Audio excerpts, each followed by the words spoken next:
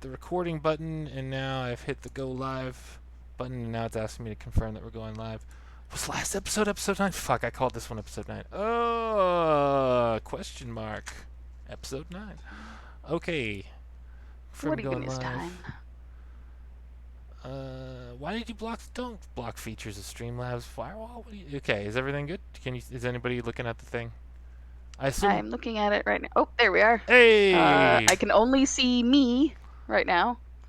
Oh, okay. That's weird. Let me see. Oh, no, I take it back. I see y'all now. There Okay. we go. All Just right. had to click the thing. And I will turn sound back on in this window once there we go. Okay. I can hear me. Can you hear other people? I can.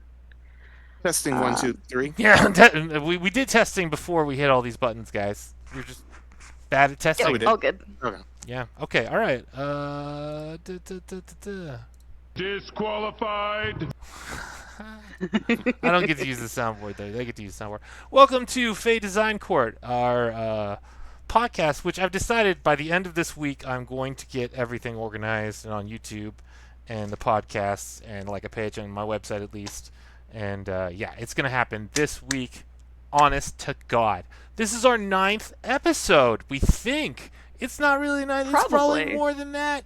Because like we did a bunch of weird ones. I don't know. I also need to get them off my computer because they're taking up space. I'm Mike Myler, the editor for Insider and maker of many things. I made this guy. This is a recent one. I just finished that one. Hey. But yeah, I've been doing this for a long time. And I've also been doing it with one of my co-hosts.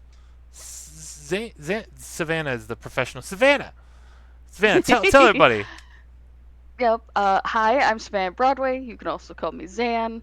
But who wouldn't publish under Savannah Broadway if it was already on their birth certificate? It's just so fucking good. I'm so jealous. It really is. I mean, it's that or a stripper name. I had 2 options. Dude, I don't want to say it too loudly I'm because she's home, but I'm slowly breaking Stephanie down, and I think I'm like this far away from the Sauruses, right? So I'd be Michael Saurus.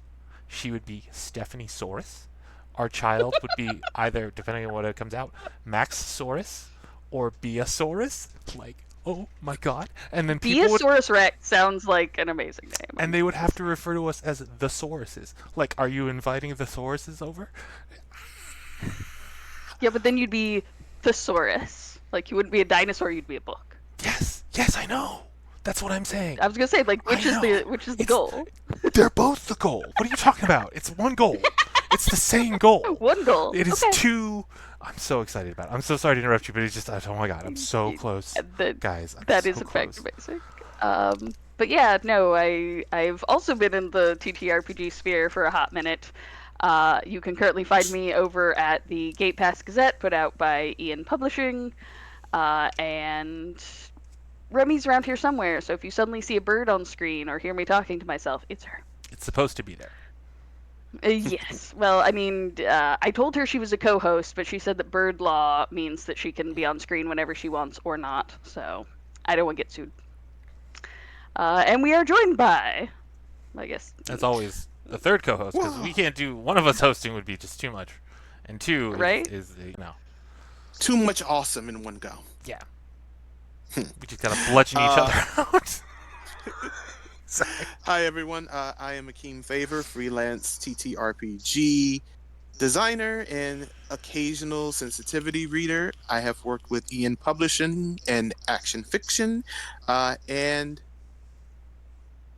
that's pretty much it. I also make my own stuff, so You worked for me, too. Thanks for joining us. I count for something. You worked for me. That's gonna be. Oh yeah. Ultimately, that's gonna be Storytelling Collective, and oh no, did you were in Chronos? Yeah. So already Storytelling Collective / RPG Writer Workshop. Because technically that's through them. Well, kind of. Yeah. The arrangement is strange, but yeah. Okay. So anyway, but that's what we do. And we're talking about the news, and I don't think anybody has prepared anything for talking about who wants to start? Looks like somebody prepared something. Yeah. Hell yeah, you start, please. Oh, sure. So as you guys know by now, we always start off with like favorite character, game you're currently in, character lesson, or your favorite working project. I'm excited this week to start playing Fallout, the 2D20 game from Modifus, and I'm a big fan of the actual video game series that it's based on. So my character is Reverend Dr. Fizz, a child of Adam chemist, preacher, and doctor who wants to spread radiation through his experimental soda, Dr. Fizz's Adam Cola. And I put his current slogan is right now is a taste of his glow in every sip. Alrighty, that sounds properly cult leadery. Yeah. I was 100% on board until you finished the slogan. I'd be like, you said what's in this cola? A taste of his glow in every sip. That's pretty Okay, funny. I like Yeah. it. I like it a lot. very on theme. Yes. Yeah. Is he a ghoul or is he? You say he's a child of the atom, right? So he is a ghoul. No, actually, Oh. Modifus, they actually did a pretty good job of like making individual origin points. So yes, you can be like a super mutant, a ghoul. A child of Adam is its own origin point. Yeah, because they're like And way into being irradiated. yeah. And so like their special powers basically they absorb radiation, and then as they fight, they can also like expend it for extra radiation damage. Okay. Uh, and it's actually funny. One of the characters in that, like in my party, is a Nightkin super mutant. So I had this whole thing of like, wait, I have a radiation gun. If I fire at you and you're like, hitting people because you're a Nightkin, um, doesn't that I mean not Nightkin, super mutant, regular super mutant. Yeah. And so I was just like, so if I fire at you, doesn't that mean that I'm going to like kill you? He goes, no, no, no, I absorb radiation. I was like, oh, lovely. I'm just gonna bomb the heck out of you then.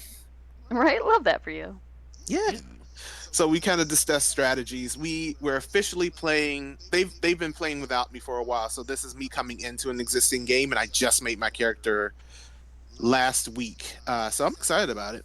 Okay. And it's the same 2D20 system that we see in like Conan. Yeah. Okay. So it's all Modifus. Because I had a moment where I completely forgot how to do 2D20 systems. So then, our I don't know what the exact name is for like the person who runs the game, but I'm just gonna say like DM storyteller. Basically explained to me because like, no, you just roll under, and I was like, oh, okay, now I remember again. Yeah. Yeah. I've talked about my fear of Conan. I really, once again, hope to the void that they make a horror game using the 2D20 system because it is perfect for that. Um, Yeah, yeah. I've not actually played any of it. Oh, yeah. So in Conan, I think it's whenever you roll 20 or whenever you roll 1, it's one of those. But 5% of the time when you roll, you give the DM a Doom token. And the Doom token is used by like the boss monster or the lair or whatever to fuck you. Ah, And so I gotcha. just got to the point where I was like, what can I do where I don't have to roll the dice? Because I'm terrified of rolling well. I want to fail. So, like, I Right? will walk the long way up the mountain. Like, yeah, yeah, yeah. That totally should be a horror game. I know, I know, I know. I'm fucking dying for it. And you could have like a mystery number, like every game, Mm-hmm. like before you start the DM just rolls like, oh, sevens. Yeah. Okay. Oh, yeah, no, that would be hecking haunting. I know. I forget. Have you played Dread, either of y'all? That's the No. Jenga one? Yes. Yes. I've not played it. I am familiar though. It is such a good time. I'm very sad that sort of by definition you can't play it online. Yeah. Hmm. But it's a similar like, okay, what can I do that doesn't require a pull? Yeah. So No, yeah. uh I'm yeah, excited. the Let, first let us know time how Fallout plays out. I'm excited to hear how yeah, if they have done something to Ameliorate Yeah, I'll that. definitely let you know. Like I'm playing it for funds, but I'm all funsies, as I like to say. But I'm also playing it because I'm really interested in alternative game systems. Mhm. So Yeah, no, the rest of it was fine. It's just like, yeah, that yeah, one thing I was like, fuck. yeah, No, I will not yeah. Just climb that sip on thing. my irradiated cola. I'll stack up boxes Is beside the is thing. the first one free? Yeah, Sounds legit. yeah. That's Cool. why he's a chemist. He makes it. Nice. What's up with you, Sam? What's going on?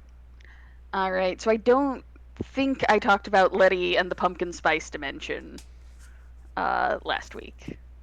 I don't think so. So one of the games that I'm in on Thursdays, the GM has this eternal love for New World of Darkness, which, oh god, it's not very new anymore, but that's technically what it's called. But anyway, she did her own spin on the Mortal system and added essentially a template called the Pulp Hero. So we're Hmm. playing Thief: The Big Job. And for anybody who's familiar with, I believe it's Garfield, where the Klopman diamond or the Klopman diamond is introduced, where it's just this like it basically screws with probability and gives whoever has it hideously bad luck. But the setting is sort of Who Framed Roger Rabbit. Like toons exist; they are like full members of the world and blah blah blah. And then they're like just regular humans. And so the Klopman diamond, because it's so fucking cursed, was in a museum so that no one person owns it. But it was accidentally sort of stolen by Mr. Magoo, who is like just sort of incidentally the greatest thief in the world because he just stumbles around and like in this case he saw the diamond and was like, oh, what a nice trinket, I'll give it to my nephew. And just happens to avoid all the security cameras and da da da, and just walks out with it. And it turns out he doesn't actually have a nephew, so we had no idea who he gave it to, and it's been a whole thing. That One sounds of our awesome. players, what's that? Sounds awesome.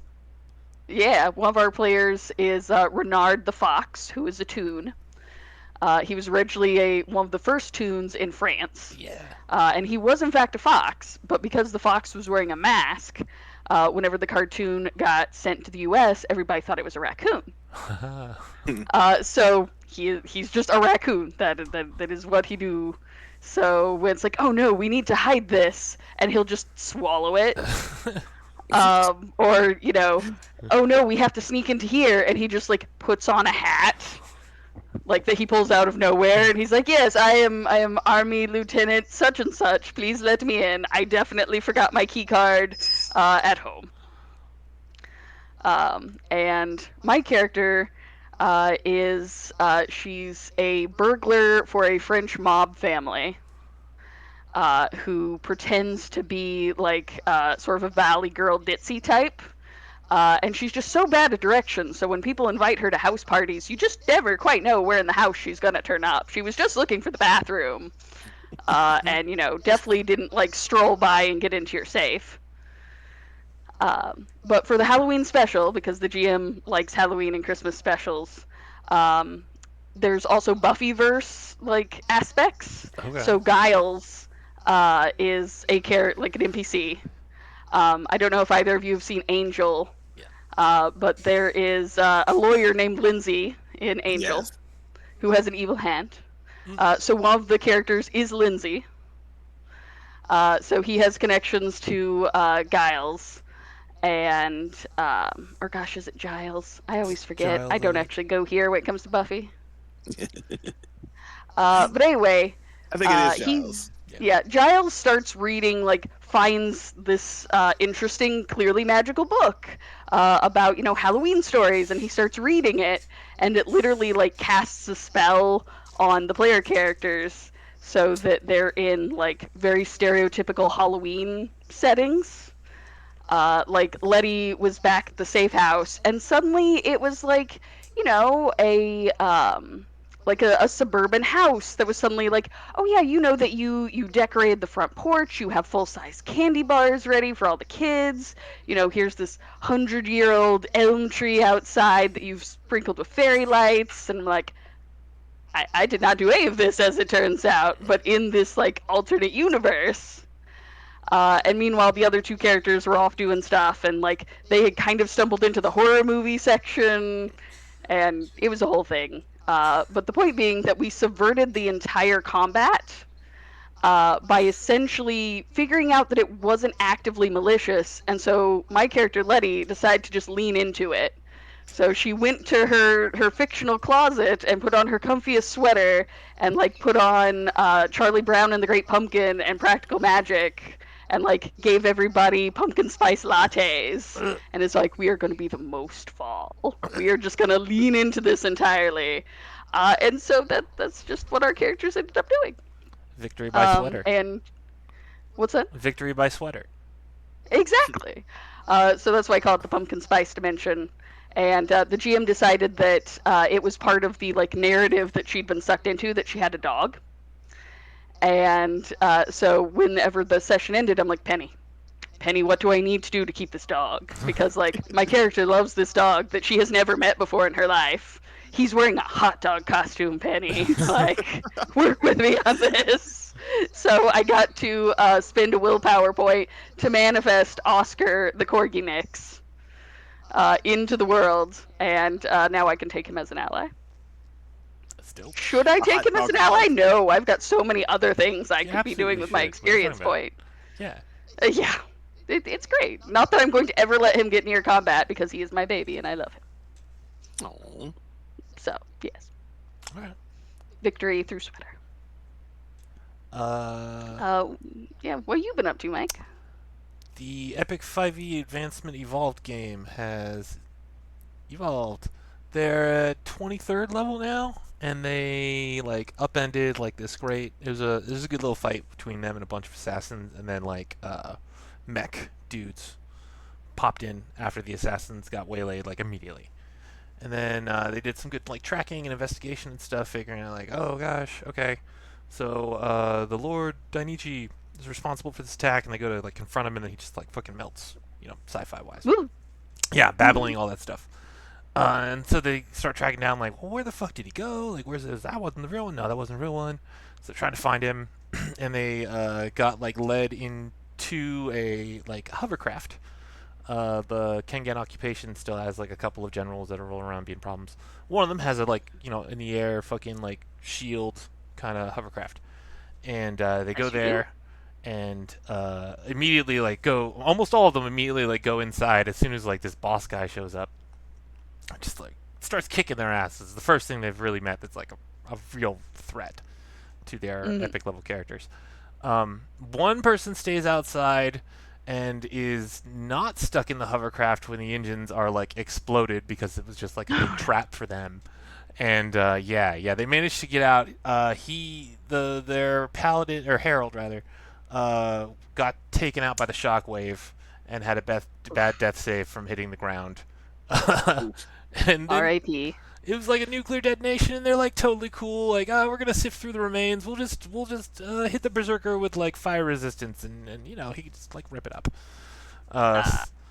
So yeah, they found like a half-charred logbook that I have to figure out what is gonna tell them next week, and then yeah, it was really good. It was really good. 2 sets of game, 2 sessions, and then they were like, oh, are we 24th level? I'm like, for losing a fight and like exploding hovercraft and barely flying. Like, no. I mean, it does sound like an You experience. do not get a level for that. We'll wait for the next game. We'll give you another. Yeah. Well, I gave them one after. No, they're fine. And then because one of them might have died, I went ahead and prepared like the map for the end session. Like when they finally find out everything that's going on. I'm not gonna say it right.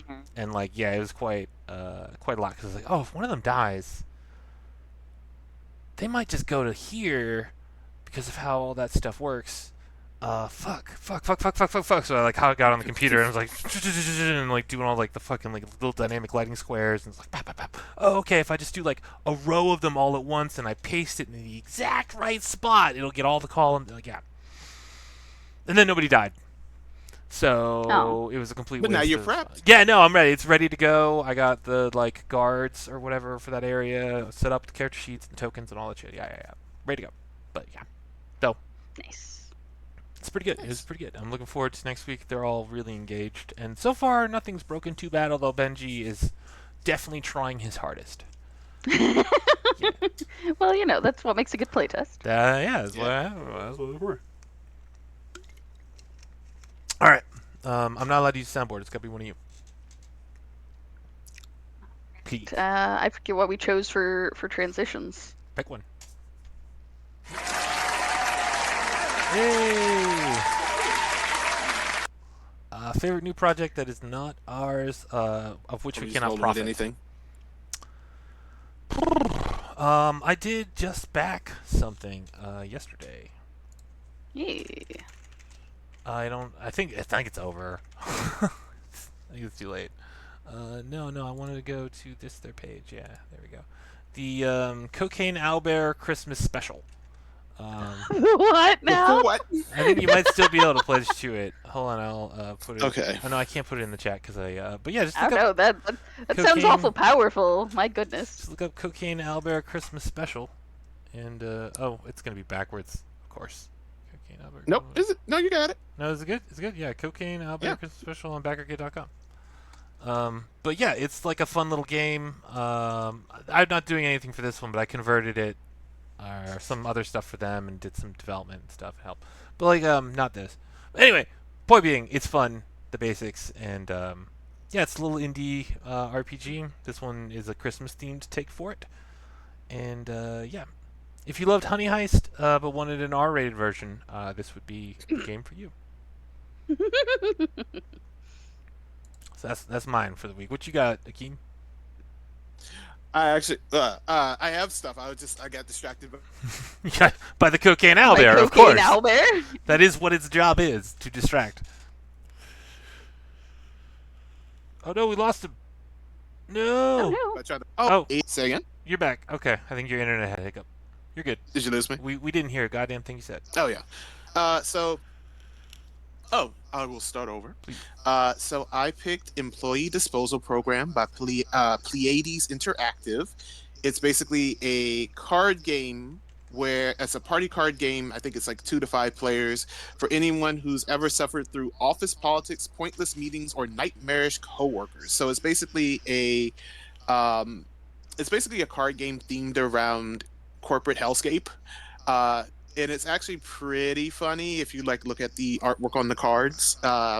And it's basically kind of like nonsensical things. Like I think the one that stood out to me the most was HR Karen, where the card forces another player to show them their whole hand. So just like that kind of zaniness, wackiness. The Kickstarter ends in 5 days, but they're already funded.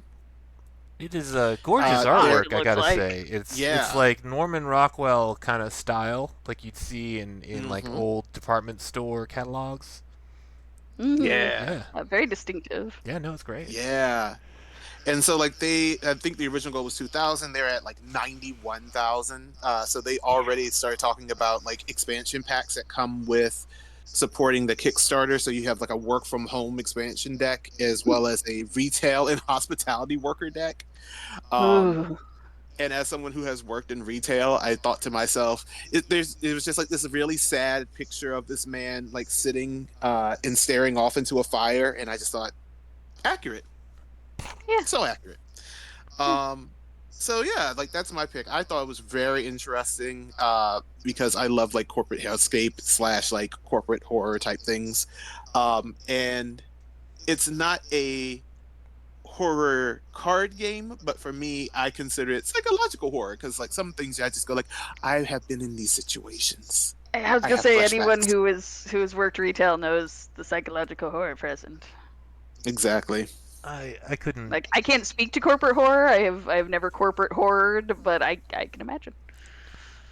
I did Blockbuster for a couple weeks, and yep, that was it for my Was it retail. horror? It was insane. Like, I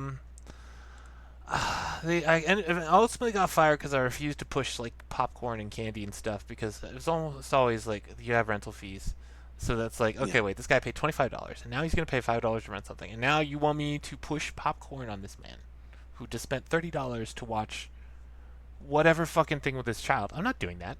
And like, this one lady came in with a $300 late fee, and I was like, ma'am, ma'am, thank you for bringing the tapes. Go outside to your car, get in the car, drive 2 miles down the road to the Giant Eagle, park in the Giant Eagle parking lot. Eagle Video is right there. Go rent a video to Eagle Video. Never come here again. Keep your $300. It's just like this happened a lot, where it's just like these insane amounts, and it's like, why would you? What are you doing? What are you doing? What is everybody doing? And yeah, I think eventually that also got back to the manager, and it's like, no, like you're not working Yeah. here anymore. Yeah, retail's. Yeah.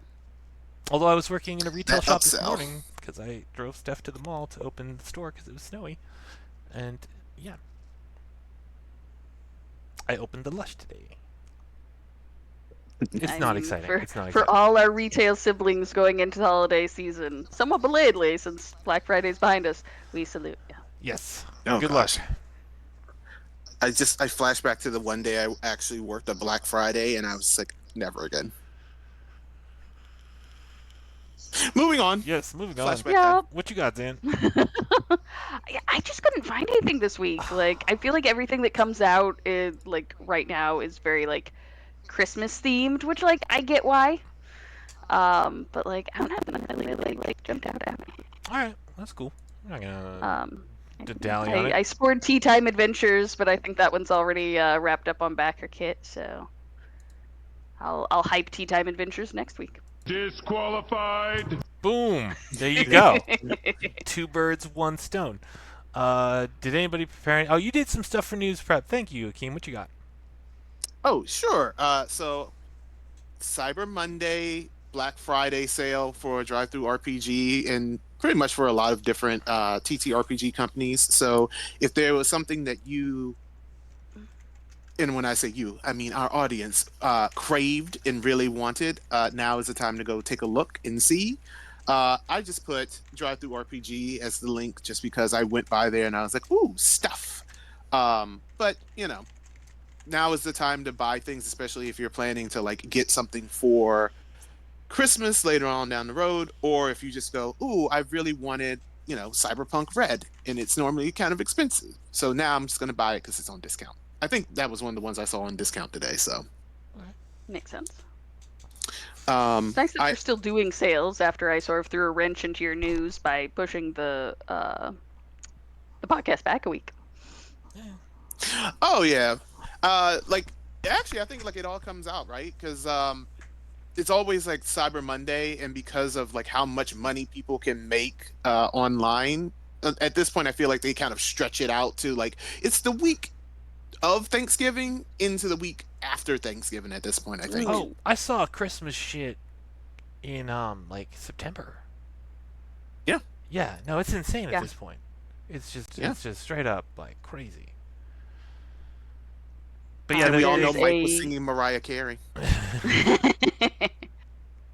There's a series called How to Survive Camping, and I Mhm. appreciate like it involves various cryptids and mythological monsters, and I appreciate that like specifically the Christmas / Yule / winter monsters started coming out earlier because we started putting Christmas decorations out. That's cool. That's good. That's Yeah. a good touch.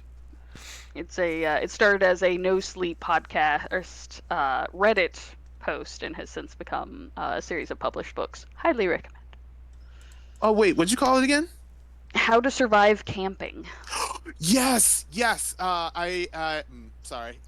When I heard that name, I was like, that Go for sounds it. familiar. But like, I actually love that series on Reddit. I read it all the way to the end, when it was still on No Sleep. So Nice. so good. Yeah, The Man with No Shadow is out as an audiobook now. And then there's like, I don't know, The Lady in Chains or something is coming out in a couple months. So.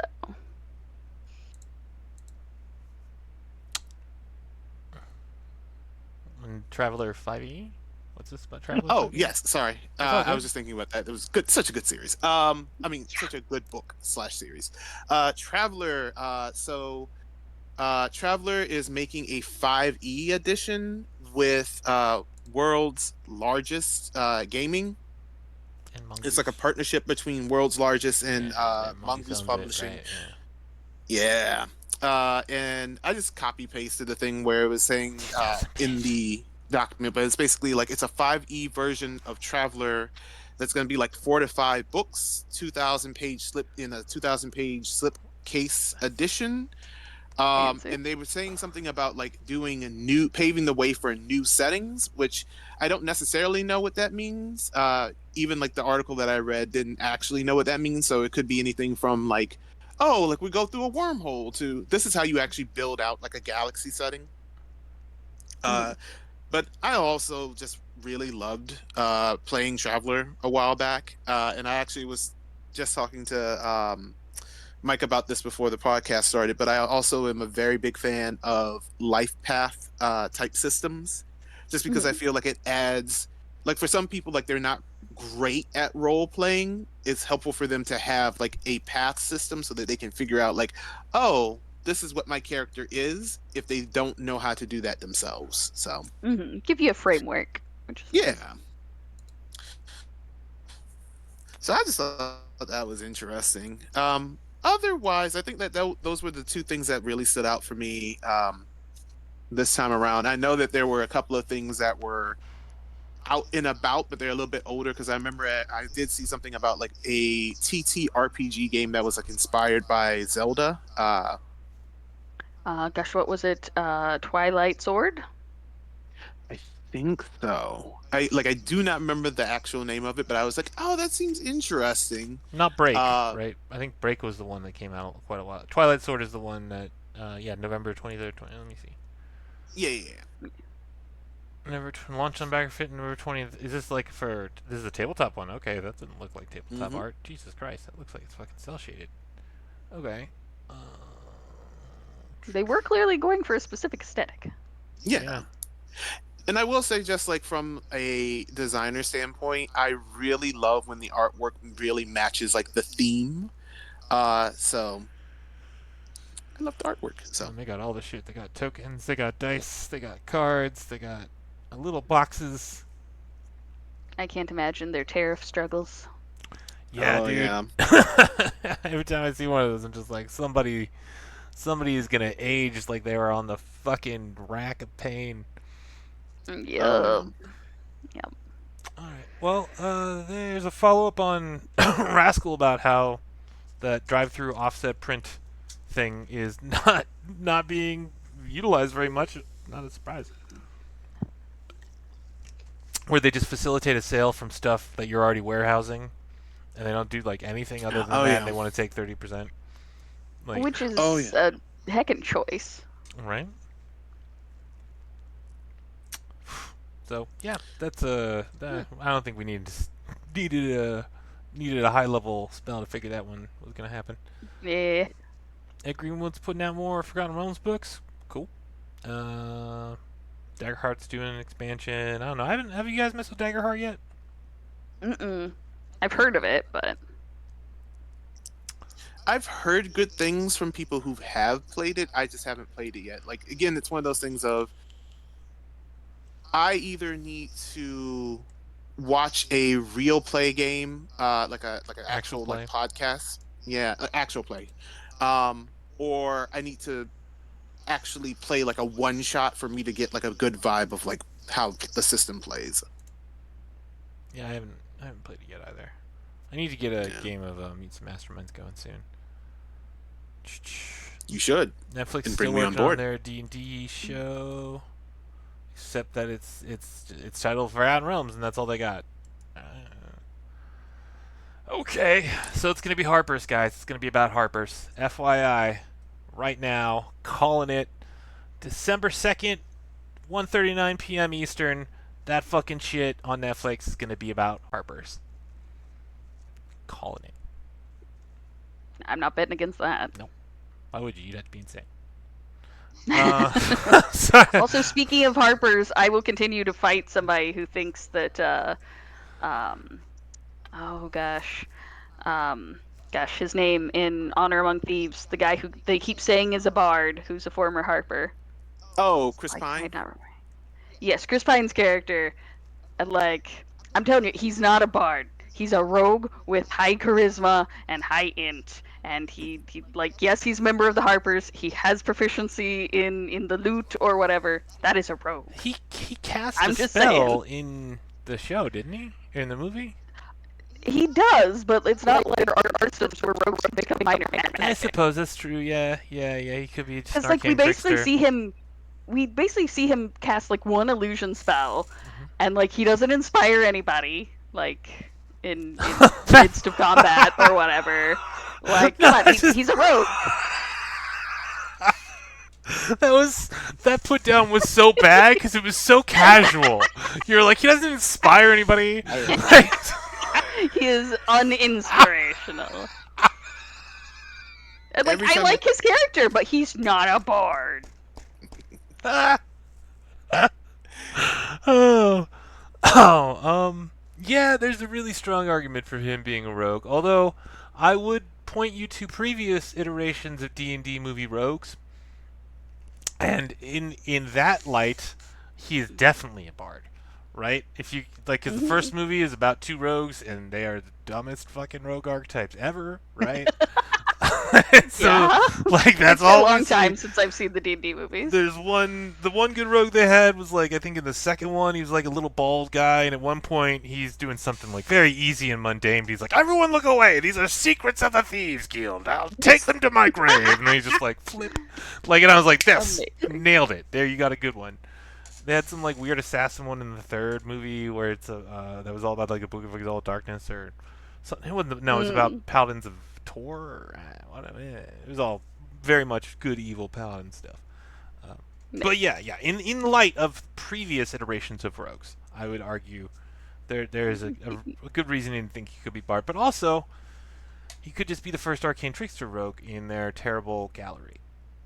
That's fair. Or like, Yeah. I don't know, he had some mastermind like vibes. I forget if that's an official 5e archetype, but Yeah, like Yeah. I know what you're saying. Maybe I'll have to watch it again. I haven't seen it in a while. All right. Is that it? I think that's it for news. I think that's I don't have any reasonably news. Yeah, things tend to slow down as we all huddle together in a cold winter. it. Alright.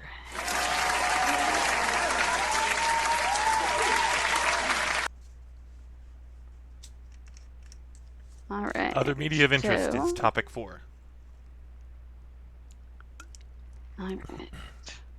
Alright. So yeah, I've been playing Hades. It just enforces to me that I really don't like roguelites, but I really like the story, so I'm just stuck playing Hades this 1 or same 2? game over and over.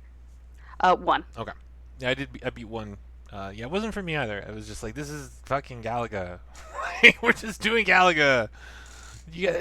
From what I hear, the second one is a better game in every way except for the story, Oh, that's lame. which is unfortunate. Oh. Yeah. Yeah. I'll probably ultimately play it, but for right now, I'm slogging along trying to get my friggin' Thanatos romance. Oh yeah. Let's see. I've been listening to Dead and Breakfast, which is an audiobook about two vampire husbands running a bed and breakfast who also have to solve a murder. It is in fact amazing. It emphasizes the whole vampires can only be affected by religious items connected to their religion.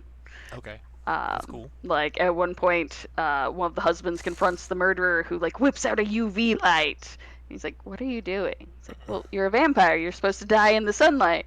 No, we're nocturnal. Like, you don't see raccoons going up in flames when you wake them up. And then he like yeets some garlic at him, and he's like, "Why are you wasting food?" And he's like, "But garlic." And then he whips out the holy water and splashes him, and he's like, "What are you?" And he's like, "I'm Jewish."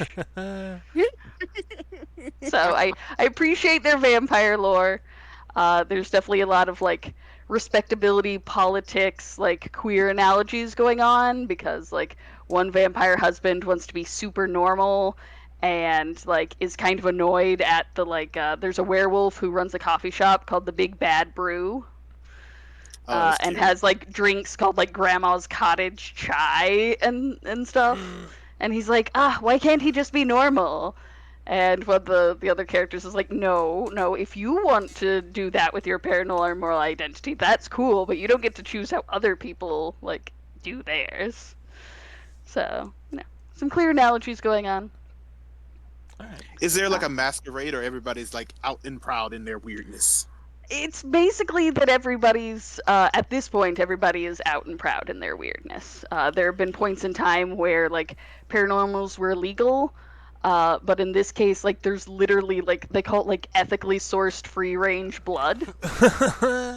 So like they'll get packages of like blood packs on ice, and there'll be a little note that's like, oh, this came from Kelly and she enjoys cycling or whatever. It's like the weird organic milk Yeah. from cows where they're like this came from Sally the cow or whatever.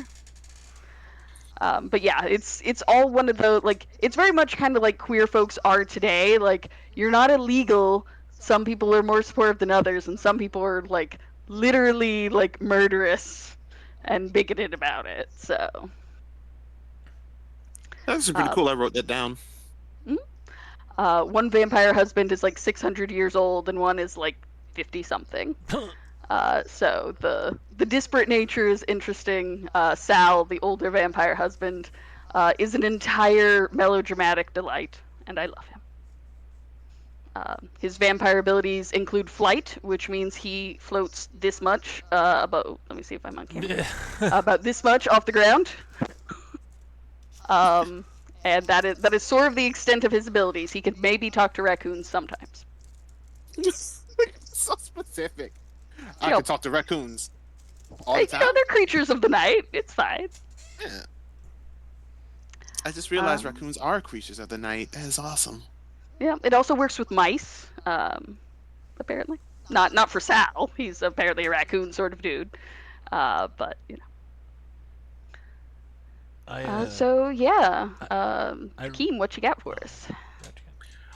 I have all of the things. So I just started reading Black Nerd Problems by William Evans and Omar Holman, which has been a cool dive into geeky topics from a black lens. A lot of what they have covered so far is comic That's and comics, yeah. what's the word I'm looking for? Adult animation slash anime focuses, which has been interesting. I actually, when I picked up the book, I was expecting more there to be more game aspects as well, but I do like what I have read so far, and I like the fact that I can kind of tell when, like, obviously each, like, it's a monograph, so there's like essays, and they switch off who writes what. And I like the fact, like, I go like, oh, like this author is more like down to earth and relates everything to, like, family and lived experiences, and the other one Yeah. is similar, but like they kind of like tackle it from like an academic argument standpoint. But they're both like very natural in the way that they write. So I'm excited about it. I'm like about 30% of the way through, according to Fable, which is where I like keep track of books that I read. I also started trying to dive into like lit RPGs because I was like, oh, maybe I could do one of those. But I just started the audiobook for Dark Worlds London by Galen Wolfe, which is supposed to be like a 1950s London setting. And it's basically kind of like a dystopian world where people join a VR game in order to play, and like they all get like different characters, different stats, and like ironically, it is also a life path system because like the first part, like the first chapter was basically character creation. He goes like, oh yeah, so I just do stats, and like the NPC goes like, no, no, no, no, no, no, no, no, no. You tell me about your life, and then we'll see where you get your skill points. And I was like, that's tight. Nice. And then my last thing is Deck Tamer, which is I got like a demo for an upcoming game called Deck Tamer, and it's a card-based game where you like descend into the abyss, fighting and recruiting monsters to help you eventually reach the bottom. And it's very oddly addicting. And the artwork is very cute and weird. And like I put a note, I just said like my favorite so far has been uh, a tadpole whale hybrid that once you use its special ability a couple of times, it turns into like a giant fucking whale Yeah. A monster with Whale like of multiple. Wonder. That sounds Yeah, and I was amazing. just, it was just like, oh, that's so cute. I wonder what it turns into. Click. Oh, that is massive. That's excellent, and I love the Whale of Wonder already. Yeah, and my favorite part about that I think is like its attack is called like megaton press. So in my head, I'm just picturing like giant like blipping whale just like landing on like the opponent monster and just like squishing it, and I just go like, this is hilarious and cute, and the artwork is so weird and wonderful. So yeah, Excellent. that's me. All right. All right. I've been listening. I actually listened to all of it. The Bombing with Eric Andre podcast. You guys know Eric Andre, right? The comedian. Yeah. No. Yes. So he has a podcast. He has a bunch of people on. Elaborate. Well, he does. He doesn't do. I mean, I guess he does like Gonzo comedy. Yeah. Mm. So he had a show on Adult Swim called the Eric Andre Show, where Yeah. we'd have like celebrities come in and they're thinking they're just doing like a regular spot or whatever, and then like Hannibal Buress would just get like uncomfortably close behind them, and Eric would explode his desk and like just weird ass fucking shit. And that's just Okay. his comedy, right? Like, and Mm. yeah, so he brings on different musicians and comedians to talk about like how they bombed terribly, and there's some really good stories. If you've never heard Steve-O doing his tribute to Old Dirty Bastard, yeah, definitely listen to the Steve-O episode. I'm not gonna spoil it for anybody. It's really good. Nobody liked what he did. I will point out. Some people did. He meant go listen to it. Go listen to it. Go listen to it. And what else? I've been doing what I'm calling the like stole the the GM's notebook playthrough of Baldur's Gate 3. So I'm trying to like circumvent cutscenes, not to start a cutscene and skip it, but like to circumvent the cutscene so it never happens. And Okay. yeah, and I don't want to spoiler alert for anyone who has not played Baldur's Gate 3 yet. There's It is like a 3-year-old game. exactly, So. yeah. So Gale, Yeah. the wizard that you get very early in the game, if he dies and you don't resurrect him, his body starts like leaking necrotic energy, and he has this big story. Where it was like, oh, I have to eat magic items or I die, and then the whole realm gets destroyed or whatever. So his corpse has been laying there for a couple of hours now, definitely over 30 hours in game, but I haven't taken a long rest. So I'm assuming it's just going to tag me by long rests, and after 2 long rests, whatever catastrophe will occur from Gale's corpse will occur. But I haven't taken any long rests yet, and I've gotten out of Act 1 and I'm into Act 2. So, like, I think I can do it. I'm really having a good time. I figured out. Excellent. I love challenge runs. They're Right? so silly. Yeah, it's just like, how can I get through this Mind Flayer fight? Oh, okay, if I send the fire elemental over there, that doesn't trigger the cutscene, and then I can just attack him and then. Yeah. So. One of feel my like that's a- favorites. Oh, go ahead, Akeem. Oh no, you go. Oh, I watched a challenge run that was can I get through Baldur's Gate as a cat? Like only as a cat. They had to expand it a little bit because they started as a house cat, and then One of the Saber-Tooth Tiger wow. at 7th level or whatever it is. yeah, there was a middle ground. I forget what the R one because there was like the really like huge one with the big leap. I forget what the middle form was, but yeah, they had to include that because like a cat's damage is like 1d3 minus 1 or something. So they had to like take Tavern Brawler and like take advantage of like dropping stuff on people. Did they get other cats? Like, were they running an all druid party that was always wild shaped as cats? Yes. Nice. Okay. Dope. That's part of how they survived the Shadow Curse lands was because Shadowheart Cat is resistant to certain elements down there. But cats can't pick things up. So there were certain quest relevant items that he had to drag bit by bit in cat form, which is apparently something of a nightmare. But yeah, a lot of clicking, dragging, and just taking, I imagine, hours. yes.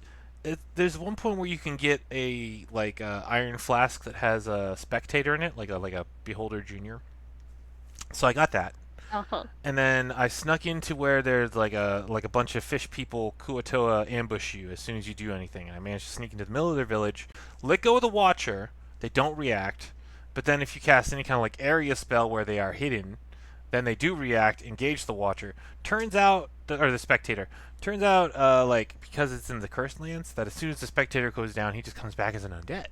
So like, yeah, I was just like over here No. figuring out how I can get through this where they only kill each other, and then I just like roll in my no. It's a fun way to play Baldur's Gate 3. If you've already beaten it doing the Dark Urge and all that other stuff, like try to do the GM Notebook playthrough. Yeah. Just be careful about letting out the spectator in the astral realm. Oh fuck! Uh, I wish I would have saved it for that. What like happens there then? was one challenge rating where they had to release the spectator so that they didn't get killed on like the first go, and then when they went back to the astral realm, it was still there. Ah, that's dope. Yeah. Fuck. Yep. It was a time. All right, cool. I feel like that's a good sign of that is a great game specifically because it has so many ways that you can replay it. And I think like that's one of the big things now where it's like a game isn't just I play through it and I'm done, or like I play through it using like a different class or like build. It's I play through and I can have a completely different storyline just by the way I do things. It's so rich. Yeah. And Yeah. like I was talking about this with I think my friend Dylan, but like so the playtest for Baldur's Gate 3 is most of Act 1, right? So they released that Mhm. years and years ago before I have the computer I have now. I could only play it on my wife's PC then. And from that, they knew how big the response was going to be, right? Like so that would have had to change some of the design decisions you make. Because like like okay, we're not like climbing up the mountain. We're on the front of a fucking train and it's Yeah. going and it's gonna go and like what do we do now? Like I'm definitely be making because like he was complaining like oh it's so hard to get to that carnival thing with the genie and I was like yeah dude well they knew people were fucking eating their own shit over this video game so why not do that? Like I bet there's other stuff in there that's like really crazy and hard to get and super specific and you would never have gotten in the 1990s because you're just by yourself on your fucking game. It's not the whole fucking internet and you know. But like now, like yeah, Right. of course, it was a fun sequence. I also went out of my way to go do it. Like you know, like yeah, Nice. Well, and, like if I remember right, like they made some pretty significant story like changes from the demo because like people basically the reason why they separated out Tav and Dark Urge was because in the first playthrough, I think it was sort of like you were Dark Urge's default. And people were like, I would like a choice as to whether or not I murder things, please. oh I don't Like, even remember I don't that. want Fuck, to know where it is. I might have gone on too So late. that's why they made it like two different options. Yeah, no, the dark. And like the Dream Guardian used to be like the Dream Visitor or something. And it was there's sort of some weird sexual tension because when you had to design them, it was like, who do you dream of? I know. And they were like yeah. weirdly pushy. So yeah, that they swapped to the Dream Guardian and like specifically like put you at ease is a very different choice. And as I recall, I think whatever gender you selected for the first one, it would just give you the opposite gender for your guardian, the dream person. Interesting. Yeah. Right. Oh, I think I do remember that from Yeah. part of the demo. Because yeah, I definitely remember the first time I booted up, I was like, oh man, I gotta go fuck this dream character at some point. But I don't want to. Yeah.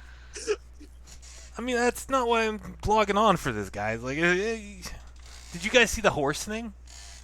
The horse. horse thing? What? Okay. All right. Go on. Yeah, Yep, I guess you I have started to. it. I did. All right. Yeah. So I saw it on Blue Sky, and they was like, "Hey, man, we've been working on this horse game for years, and Steam disqualified us immediately, and we've tried so hard to get them to respond, and like, here's our public message." And I looked at it for a little bit, and after like a third of the way down, I was like, "The only way that this is being disqualified is because it's a game about fucking horses." And I haven't looked more clearly, but Steam responded apparently. So let's.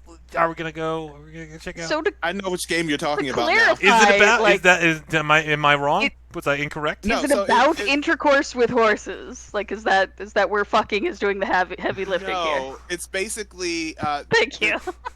basically what it is. It's a game where it's basically a horse farm, but what you realize is that the horses are actually just people. Ah. Oh, and I can see blurred out titties here. Okay, Yeah. that's what's going on. So then I think because I remember reading that, and it was basically Steam has like a process where they basically go like, oh, we only look at a game once, and if it doesn't match like what we expect for a game, then that's it. Like they don't give a second go or a second chance at it. And I remember that part of that conversation was they were trying to figure out like what to do with that game because they had raised money in order to fix it up with the hope Yeah, that they said would be spent able like to get $100,000 on it. It's like, in order to get Steam to take it. But then again, like Steam only reviews it once, so I think like they were concerned of like, oh well, if we put it on any other platform, then we won't be able to make as much money. But like that was the premise. It was basically like the horses were actually people, and I think I'm trying to remember if there were like cannibalism elements to it where like people were eating the horses. the people. Yeah, this is where I paused because like I was just like I might be getting this confused. It's Italian with, horror. like, There'll a probably book be some cannibalism involved. Well, yeah, because like in my head, I'm having this moment of like I remember there was a book that I was interested in that was similar premise where like they had people who were basically livestock and they were eating them, and I know that there was like a similar thing for this game, but I don't know if like I'm mixing the two about the cannibalism element. But the part I do remember is like Steam was like, no. I think the thing that triggered it was like there's a scene where it was like a girl showed up saying that she wanted to ride one of the horses, which in this case meant like she was riding one of the people. Mm-hmm. In a horse mask. I don't even think they were wearing a horse mask. They just called them horses. Oh, okay. The art they showed on the article, I was looking at how everybody in horse masks. Oh, okay. Wild. Because I know that was... Say again? Wild? Like, the whole thing was wild, because I know they made so many changes between, like, Iteration 1 and Iteration 2, so... I just saw that, and I was like, this is such a random... Yeah, my bad. I thing. should not have assumed what I assumed. That was rude of me. I apologize. But also... Come on. I just I realized find what it you assumed. interesting. Yeah, I find it interesting that Steam turned it down, honestly, because they got... Yeah, some I was weird like, there's shit. some titties. There's Yeah. a bunch of titties on Steam. What are you talking about? Oh, Yeah, no, Yeah. like, for days. For days. Yo, Titties days. for days. That's what Steam's known for. No, there's a lot of games. Yeah. Although their own PlayStation Store too, because like I'll look with Stephanie every once in a while. We'll go and see like what's on sale. I'm like, oh, maybe, I got like $5 in the wallet on there. So, and like there's a lot of weird, super specific pornography games on PlayStation Store. Some of Really? which are pretty funny. Yeah. We haven't don't bought even one think yet, that. but yeah, we stop and look at the game descriptions. The and titles morbid and laugh. curiosity is there. Yeah. Yeah. It's like, why do they have to be bunnies and in high school and like driving cars and also sexualized? Just all of these things together. Just rinse and repeat. Just like roll 5 100-sided die and like you'll find a pornography write game your- for it on Steam. Write your porn game with Mad Libs.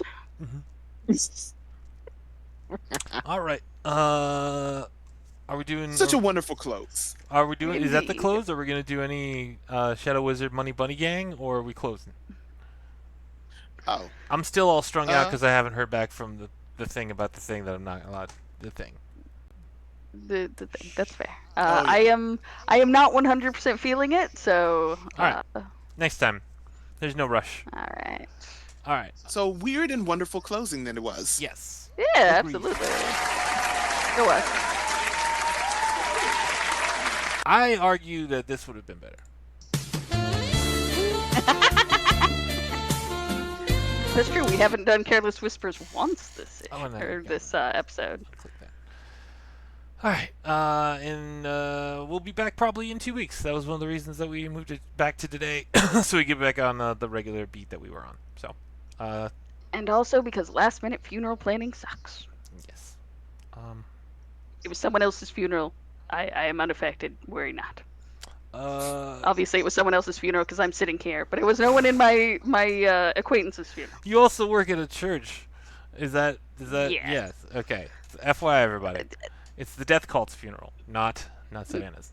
Nope. For those of you not going to the funeral, where can they find you, Savannah? And what Well, the funeral's over, and that's the problem. Because it had to be before the first, or I guess we'd all turn into pumpkins. You can find me at the Gate Pass Gazette, and you can also find me on Blue Sky at Savannah Broadway. Most importantly, you can find Remy's backlog on Twitter because I still don't have her Blue Sky set up. And that's the tweet. and the Streamlabs stopped working, but we're not gonna. You guys look fine. Akeem, your face isn't weird at all. Where can people find you on the internet? Is my face in a weird angle? Hold on. No, you're just like You look very thoughtful. caught like this. At sort of Oh, a weird yeah. angle. I think I got it. Oh, perfect. You can find me on Blue Sky, Ogre King, just because I'm still getting used to Blue Sky, but it's been fun. It's a fun and wonderful journey. I've heard Facebook has become hell. Steph said it just Yeah. shows random stuff all the time. It's a time. I'm still there for some like groups and stuff, but Yeah. Oh yeah, no, I was just happy. I was like, oh man, I booked it. That's a good time. Yeah, so you won't find me on that Facebook place, but you will find me on Blue Sky at Mike Myler. I think it might be Mike Myler Adventures or Mike Myler 2. I don't know. If you look up Mike Myler on Blue Sky, I'm pretty easy to find. And then I have a website at MikeMyler.com. There's probably a link to Blue Sky on MikeMyler.com. And soon there will be a page about this terrible talk show that we keep doing on my website that will link but to it's really fun. also a YouTube page and also some kind of podcast page. But until 2 weeks from now, thank you for watching, and thank you guys for joining me for this fun discussion. Yeah. Bye. Take care, everybody. And